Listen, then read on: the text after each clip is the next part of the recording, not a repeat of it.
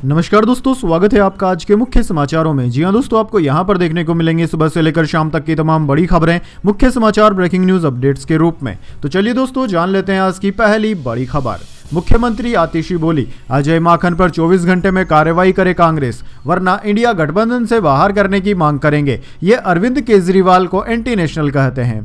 जी हां दोस्तों, दिल्ली विधानसभा चुनाव से पहले आम आदमी पार्टी और कांग्रेस के बीच बयानों को लेकर टकराव शुरू हो गया है। दिल्ली की सीएम आतिशी और सांसद संजय सिंह ने गुरुवार को कहा कि कांग्रेस नेता अजय माकन हमारे नेता अरविंद केजरीवाल को एंटी नेशनल कहते हैं। क्या उन्होंने भाजपा के किसी नेता के खिलाफ ऐसा आरोप लगाया है? इस पर दोस्तों आतिशी ने कहा कि हम कांग्रेस पार्टी से मांग करते हैं कि वह माकन के खिलाफ 24 घंटे के अंदर कार्यवाही करे, वरना हम इंडिया ब्लॉक से कांग्रेस पार्टी को अलग करने के लिए अन्य विपक्षी दलों से बात करेंगे। दरअसल दोस्तों, संजय सिंह ने कहा कि दिल्ली के अंदर कांग्रेस पार्टी भाजपा के पक्ष में खड़ी हो गई है। कांग्रेस हर वो काम कर रही है जिससे भाजपा को चुनाव में फायदा हो।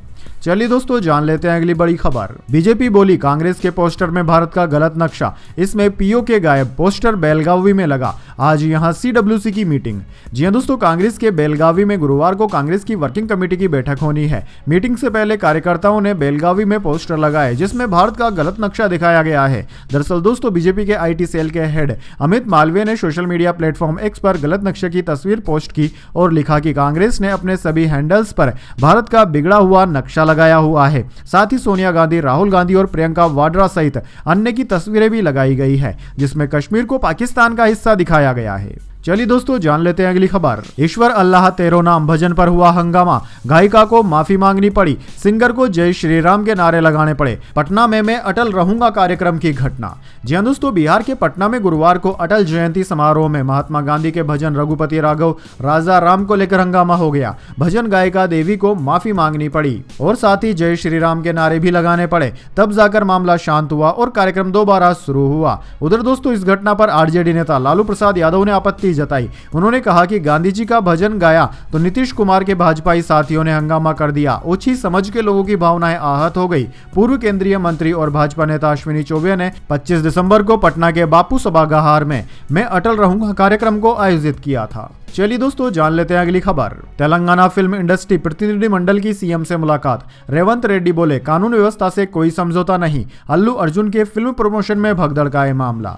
जी हां दोस्तों, फिल्म पुष्पा 2 के प्रीमियर के दौरान हुई भगदड़ का मामला बढ़ता जा रहा है। इस सिलसिले में गुरुवार को तेलंगाना फिल्म डेवलपमेंट कॉर्पोरेशन के चेयरमैन और प्रोड्यूसर दिल राजू, अभिनेता नागार्जुन और दुग्गुपति वेंकटेश समेत फिल्म इंडस्ट्री के कई जाने मानी हस्तियों ने तेलंगाना के मुख्यमंत्री रेवंत रेड्डी से मुलाकात की। तेलंगाना के सीएम रेवंत रेड्डी ने तेलुगु फिल्म इंडस्ट्री के एक्टर और फिल्म निर्माताओं से कहा कि कानून व्यवस्था से कोई समझौता नहीं किया जाएगा। राज्य सरकार फिल्म इंडस्ट्री के साथ है। उन्होंने यह भी कहा कि फिल्म इंडस्ट्री को अपनी जिम्मेदारी समझनी चाहिए। चलिए दोस्तों, जान लेते हैं अगली खबर। बीएचयू में मनुस्मृति की प्रति जलाने से रोका, हंगामा हुआ। प्रोक्टोरियल बोर्ड और छात्रों में धक्का मुक्की, पुलिस ने कई को हिरासत में लिया। जी हां दोस्तों, काशी हिंदू विश्वविद्यालय के कला संकाय चौराहे पर भगत सिंह छात्र मोर्चा के कार्यकर्ताओं ने मनुस्मृति की प्रतीकात्मक प्रति जलाने की कोशिश की। सूचना मिलने पर बुधवार देर रात प्रोक्टोरियल बोर्ड भी पहुंची। छात्रों को मना करने लगी, लेकिन वहां सैकड़ों की संख्या में मौजूद छात्र थे। छात्रों ने धरना शुरू कर दिया। मनुस्मृति जलाने की कोशिश और मारपीट मामले में बीएचयू के सुरक्षा अधिकारी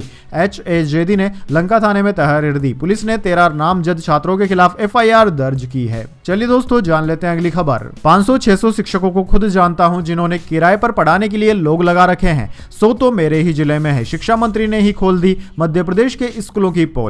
जी हां दोस्तों, मध्य प्रदेश के स्कूल शिक्षा मंत्री उदय प्रताप सिंह ने एक सार्वजनिक समारोह में स्वीकार किया है कि वे कम से कम 500 ऐसे शिक्षकों को जानते हैं जो स्कूल नहीं जाते और छात्रों को पढ़ाने के लिए उन्होंने दूसरे लोगों को किराए पर रखा हुआ है। रायसेन में बुधवार को पूर्व प्रधानमंत्री अटल बिहारी वाजपेयी की जन्म शताब्दी के अवसर पर आयोजित एक कार्यक्रम में सिंह द्वारा की गई इस स्वीकारोक्ति का वीडियो वायरल होने के बाद विपक्षी कांग्रेस ने इस पर निशाना साधा और दावा किया कि यह मध्य प्रदेश की शिक्षा क्षेत्र की स्थिति को दर्शाता है। चलिए दोस्तों, जान लेते हैं अगली खबर। महाराष्ट्र में कॉन्ट्रैक्ट कर्मचारी ने 21 करोड़ रुपए का घोटाला किया। सैलरी 13,000 रुपए, लेकिन करोड़ों की कार और बाइकें खरीदी। गर्लफ्रेंड को फ्लैट गिफ्ट किया। जी हां दोस्तों, महाराष्ट्र के छत्रपति संभाजी नगर में एक कॉन्ट्रैक्ट कर्मचारी ने 21 करोड़ रुपए का घोटाला किया है। इस रकम से उसने अपनी गर्लफ्रेंड के लिए एयरपोर्ट रोड में लग्जरी फ्लैट खरीदकर गिफ्ट कर दिया। खुद के लिए उसने महंगी कार और बाइकें खरीदी। पुलिस ने बताया कि 23 साल का हर्षल कुमार क्षीर सागर संभाजी नगर खेल परिसर में कंप्यूटर ऑपरेटर है। उसकी सैलरी मात्र 13,000 रुपए है। उसने इसी साल 1 जुलाई से 7 दिसंबर के बीच विभाग के 21,59,38,000 रुपए इंटरनेट बैंकिंग के जरिए 13 खातों में ट्रांसफर किए। उसने साथी कर्मचारी यशोदा शेट्टी और उसके पति बीके जीवन के साथ मिलकर यह घोटाला किया है। चलिए दोस्तों जान लेते हैं अगली खबर। बांग्लादेश के सचिवालय की एक बिल्डिंग में आग लगी। इसमें 7 मंत्रालयों के ऑफिस थे। 6 घंटे बाद आग पर काबू पाया गया। एक दमकल कर्मी की मौत। जी हां दोस्तों, बांग्लादेश की राजधानी ढाका के सेगुन बागची इलाके में बुधवार देर रात करीब 2 बजे सचिवालय में आग लग गई। मीडिया रिपोर्ट्स के मुताबिक आग सचिवालय की बिल्डिंग नंबर 7 में 6वीं मंजिल पर लगी थी, जो बाद में 7वीं और 8वीं मंजिल पर फैल गई। इस बिल्डिंग में ट्रांसपोर्ट समेत 7 मंत्रालयों के ऑफिस थे। आग की खबर मिलते ही दमकल विभाग ने मौके पर 8 यूनिट भेज दी। हालांकि आग को काबू करने के लिए बाद में दमकल की 10 और यूनिट मौके पर भेजी गई। इस दौरान एक दमकल कर्मचारी की मौत भी हो गई। चलिए दोस्तों जान लेते हैं अगली खबर। दावा, पूर्व सीआई राष्ट्रपति की पत्नी को ब्लड कैंसर, बचने की उम्मीद सिर्फ 50%। रूस में कड़े प्रतिबंधों में रह रहा असद का परिवार। जी हां दोस्तों, सीरिया के पूर्व राष्ट्रपति बशर अल असद की पत्नी उस्मा अल असद गंभीर बीमारी से जूझ रही है। द टेलीग्राफ के मुताबिक अस्मा को ब्लड कैंसर यानी कि ल्यूकेमिया है। डॉक्टरों ने उनके बचने की संभावना सिर्फ 50% बताई है। वहीं दोस्तों, ब्रिटिश मूल की अस्मा अल असद को 2019 में ब्रेस्ट कैंसर का पता चला था। इलाज के बाद उन्होंने खुद को कैंसर मुक्त घोषित कर दिया था। फिलहाल उन्हें आइसोलेशन में रखकर इलाज किया जा रहा है। चलिए दोस्तों जान लेते हैं अगली खबर। बिजली टावर टूटने से 2 भाइयों समेत 4 की हुई मौत। सीधी में 70 फीट ऊंचाई से गिरे 9 मजदूर, 5 गंभीर रूप से घायल। जी हां दोस्तों, सीधी में हाई टेंशन लाइन का 70 फीट ऊंचा टावर टूटने से 2 भाइयों समेत 4 लोगों की मौत हो गई है। घटना गुरुवार दोपहर 12:30 बजे की है, जब टावर के ऊपर काम कर रहे 9 मजदूर अचानक नीचे गिर गए। 5 गंभीर घायलों को रीवा जिला अस्पताल में भर्ती कराया गया। दरअसल दोस्तों, सीधी जिले के जेपी नगरी पावर प्लांट से सतना तक बिजली लाइन डाली जा रही है। रामपुर नेकिन जनपद पंचायत के पटेहरा गांव में इसका काम चल रहा था। इसी दौरान यह हादसा हो गया। चलिए दोस्तों जान लेते हैं अगली खबर। एमपी यूपी राजस्थान में ओला बारिश की चेतावनी। गुलमर्ग से भी ठंडा रहा श्रीनगर, पारा -6 डिग्री। दिल्ली में कोहरे के चलते 18 ट्रेनें लेट। जी हां दोस्तों, उत्तर भारत में शीतलहर जारी है। पंजाब, हरियाणा, राजस्थान और उत्तर प्रदेश के कुछ हिस्सों में पारा 10 डिग्री से कम रहा। आईएमडी ने मध्य प्रदेश, पश्चिमी उत्तर प्रदेश और हिमाचल के कुछ हिस्सों में ओले गिरने का अलर्ट जारी किया है। बंगाल की खाड़ी से आने वाली हवाओं के कारण मध्य भारत और दिल्ली एनसीआर में भारी बारिश होगी। उधर दोस्तों, पहाड़ों पर हो रही बर्फबारी के चलते श्रीनगर में पारा 6 डिग्री रिकॉर्ड किया गया। श्रीनगर गुलमर्ग से भी ठंडा रहा। यहां पारा 0 से 6.6 डिग्री सेल्सियस नीचे दर्ज किया गया। हालांकि दोस्तों, श्रीनगर में सीजन में अब तक बर्फबारी नहीं हुई है। हिमाचल में बर्फबारी के बाद 3 नेशनल हाईवे समेत करीब 134 सड़कें बंद कर दी गई। कोकसर में सबसे ज्यादा 5.6 सेमी बर्फबारी हुई। लाहौल स्पीति जिले का तांबो सबसे ठंडा रहा। यहां रात का तापमान -10.6 डिग्री नीचे रहा। चलिए दोस्तों जान लेते हैं अगली खबर। पुष्पा 2 भगदड़ मामला। तेलंगाना सीएम बोले, एक्टर अपनी जिम्मेदारी समझे। अनुराग ठाकुर ने कहा, तेलुगु फिल्मों का बड़ा नाम है, कांग्रेस इसे जमीन पर लाना चाहती है। जी हां दोस्तों, अल्लू अर्जुन की फिल्म पुष्पा 2 के प्रीमियर के दौरान हुई भगदड़ का मामला बढ़ता जा रहा है। अब तेलंगाना के मुख्यमंत्री रेवंत रेड्डी ने कहा कि भीड़ को और फैंस को कंट्रोल करने की जिम्मेदारी एक्टर्स की ही है। वहीं भारतीय जनता पार्टी इस विवाद में एक्टर अल्लू अर्जुन को सपोर्ट कर रही है। बीजेपी सांसद अनुराग ठाकुर ने कहा कि एक्टर की छवि खराब की जा रही है। मुख्यमंत्री रेवंत रेड्डी से गुरुवार को तेलंगाना फिल्म डेवलपमेंट कॉर्पोरेशन के चेयरमैन और प्रोड्यूसर दिल राजू, अल्लू अर्जुन के पिता अल्लू अरविंद, एक्टर नागार्जुन और दगुबती वेंकटेश समेत फिल्म इंडस्ट्री के कई जानी मानी हस्तियों ने मुलाकात की थी। चलिए दोस्तों जान लेते हैं अगली खबर। एलपीजी टैंकर ब्लास्ट, 7वें दिन भी मौतों का सिलसिला जारी। गंभीर झुलसे एक और व्यक्ति ने दम तोड़ा, अब तक 19 की जान गई। जी हां दोस्तों, जयपुर एलपीजी टैंकर ब्लास्ट में गंभीर रूप से झुलसे एक और व्यक्ति ने गुरुवार सुबह 9:30 बजे सवाई मानसिंह अस्पताल में दम तोड़ दिया। इसी के साथ इस हादसे में मरने वालों की संख्या अब 19 हो गई है। इसमें एक पूर्व आईएएस भी शामिल है। जयपुर अजमेर हाईवे पर दोस्तों 20 दिसंबर की सुबह दिल दहलाने वाली घटना हुई थी। उधर दोस्तों, इस मामले का संज्ञान हाईकोर्ट ने लिया तो पुलिस भी एक्टिव हुई। पुलिस ने भारत पेट्रोलियम कॉर्पोरेशन लिमिटेड और भारतीय राष्ट्रीय राजमार्ग प्राधिकरण को पत्र लिखकर 6 बिंदुओं पर जानकारी मांगी है। इसमें टैंकर, उसके मालिक, हाईवे के कट आदि को लेकर सवाल किए गए हैं। चलिए दोस्तों जान लेते हैं अगली खबर।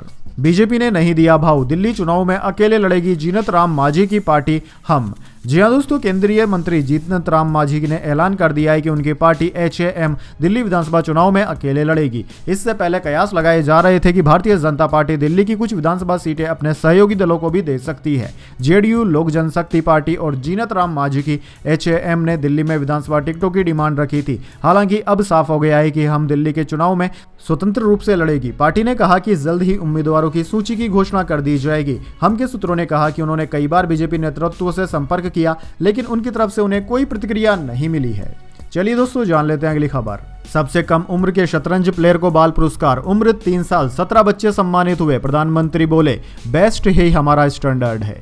जी हाँ दोस्तों, राष्ट्रपति द्रौपदी मुर्मू ने गुरुवार को राष्ट्रपति भवन में 17 बच्चों को प्रधानमंत्री राष्ट्रीय बाल पुरस्कार से सम्मानित किया। इस बार 14 राज्यों केंद्र शासित प्रदेशों के 17 बच्चों को इस पुरस्कार के लिए चुना गया था। इनमें 7 लड़के और 10 लड़कियां शामिल है। बाल पुरस्कार 7 कैटेगरी में दिए गए हैं। इनमें आर्ट एंड कल्चर, बहादुरी, innovation, science and technology, social work, sport and environment शामिल है। खेल कैटेगरी के चर्चित नाम 3 साल के अनीश सरकार का है, जो फिडे यानी कि वर्ल्ड चेस फेडरेशन रैंकिंग हासिल करने वाले दुनिया के सबसे कम उम्र के शतरंज प्लेयर है। उधर दोस्तों, प्रधानमंत्री मोदी ने दिल्ली के भारत मंडपम में आयोजित वीर बाल दिवस कार्यक्रम में हिस्सा लिया। इस कार्यक्रम में मोदी ने प्रधानमंत्री राष्ट्रीय बाल पुरस्कार विजेताओं से मुलाकात की।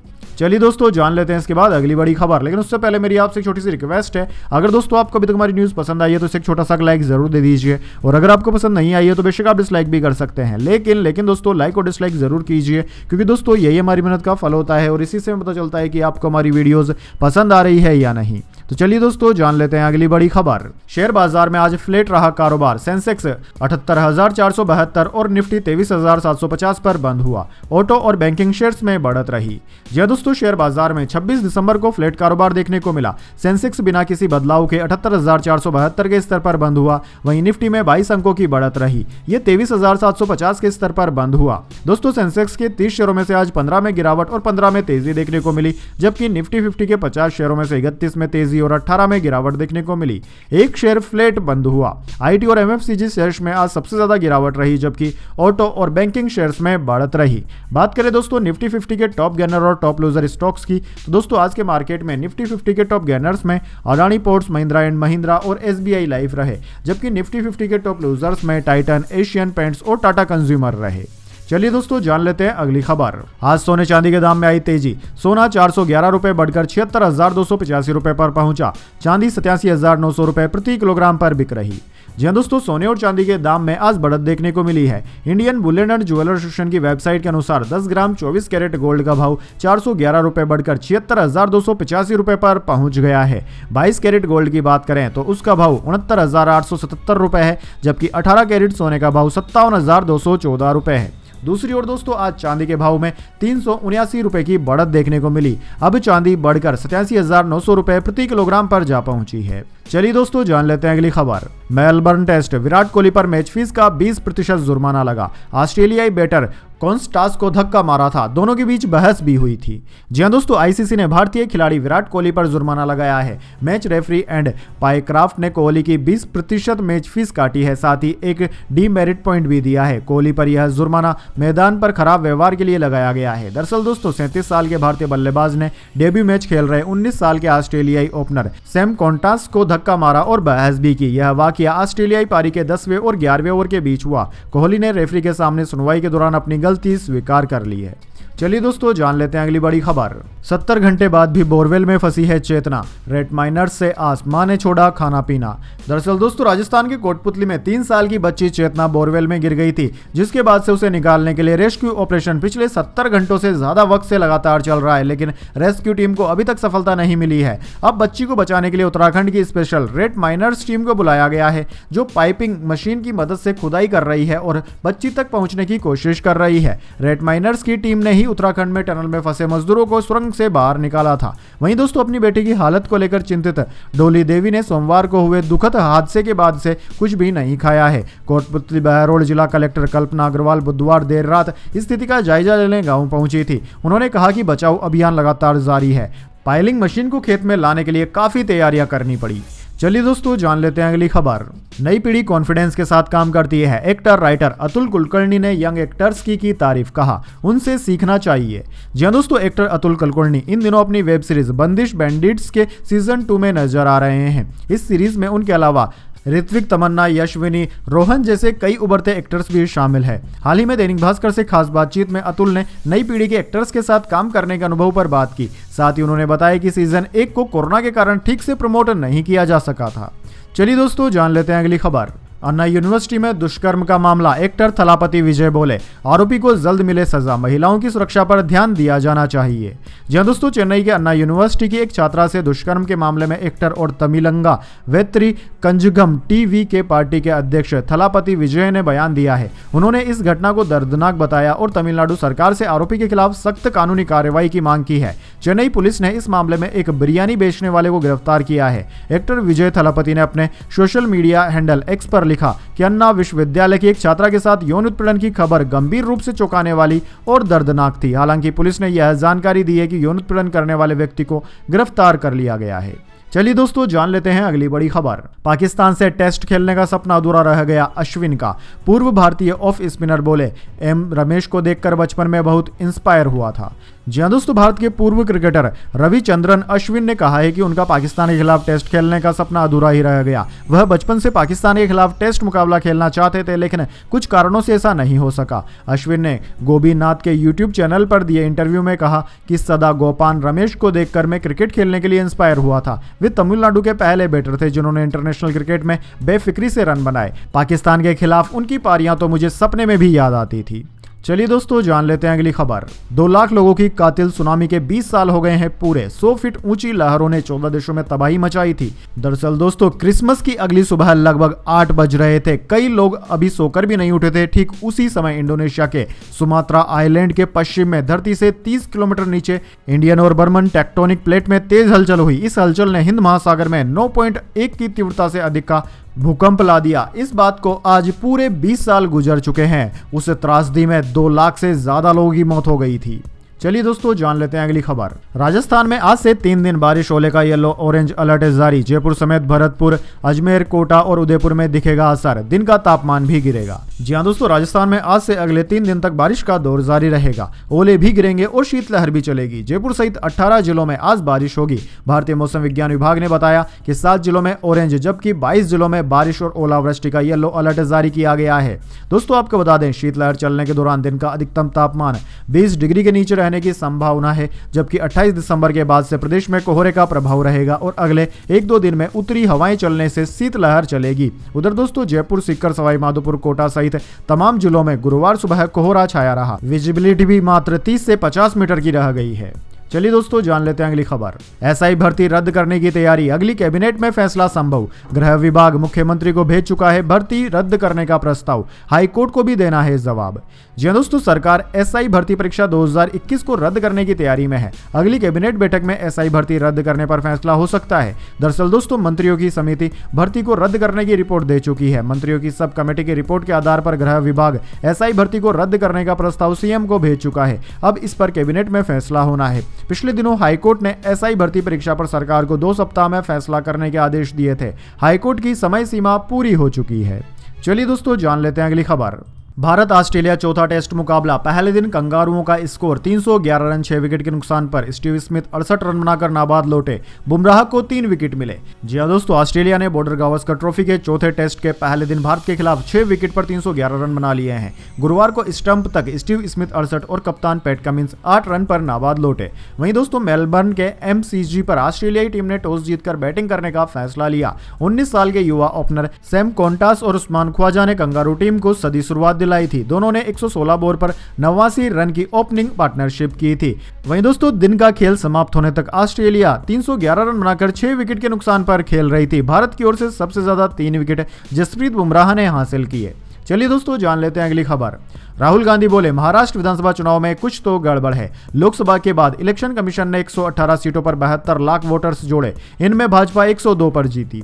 जी हाँ दोस्तों, कर्नाटक के बेलगावी में कांग्रेस वर्किंग कमेटी की बैठक में राहुल गांधी ने महाराष्ट्र विधानसभा चुनाव के नतीजों पर सवाल उठाए हैं। न्यूज एजेंसी एएनआई के सूत्रों के मुताबिक उन्होंने कहा कि महाराष्ट्र की 118 सीटों पर 72 लाख मतदाता 2024 के लोकसभा चुनाव के बाद जोड़े गए, जिनमें से 102 पर भाजपा ने जीत दर्ज की है। इससे साफ है कि कहीं ना कहीं कुछ गड़बड़ है। वहीं पार्टी अध्यक्ष मल्लिकार्जुन खड़गे ने कहा कि भाजपा सभी संवैधानिक संस्थाओं पर कब्जा करना चाहती है। हम लड़ाई लड़ते रहेंगे। चुनावी प्रक्रिया में लोगों का विश्वास धीरे धीरे कम हो रहा है। चलिए दोस्तों जान लेते हैं अगली खबर। IRCTC की वेबसाइट और ऐप हुई डाउन, 2500 शिकायतें रिपोर्ट। आउटेज के कारण नहीं हो पाई टिकट बुकिंग, लोगों का सोशल मीडिया पर फूटा गुस्सा। जी हां दोस्तों, इंडियन रेलवे का online ticket booking portal IRCTC और उसका ऐप तकनीकी दिक्कतों के चलते डाउन हो गया। लोगों को तत्काल के पीक टाइम में इसका सामना करना पड़ा। पीक बुकिंग आवर्स के दौरान हुई तकनीकी खराबी के चलते तत्काल टिकट बुकिंग में ज्यादा परेशानी हुई। तो दोस्तों यह थी आज की तमाम बड़ी खबरें। इसके बाद दोस्तों बारी आती है आज के माइंड क्यूज क्वेश्चन की। जी हां दोस्तों, एक आसान से सवाल का जवाब देकर आप जीत सकते हैं एक सरप्राइज गिफ्ट हमारे यूट्यूब चैनल की ओर से। तो दोस्तों आज का सवाल आपकी स्क्रीन पर आ चुका है। भारत में कार बेचने के मामले में नंबर 1 कंपनी कौन सी है? जी हां दोस्तों, अगर आप जानते हैं उस कंपनी का नाम जो कि भारत में अपनी कार की सर्वाधिक यूनिट एक साल में बेचती है, तो जल्दी से उस कंपनी का नाम कमेंट बॉक्स में लिख दीजिए। अगर दोस्तों आपका जवाब होता है एकदम सही और आप चले जाते हैं लकी विजेता के रूप में, तो आपको मिल सकता है एक सरप्राइज गिफ्ट हमारे यूट्यूब चैनल की ओर से। तो दोस्तों जल्दी से अपना उत्तर कमेंट बॉक्स में लिख दीजिए, वीडियो को लाइक कर लीजिए और चैनल को सब्सक्राइब करके बेल आइकन भी दबा लीजिए। धन्यवाद। वंदे मातरम। जय हिंद, जय भारत।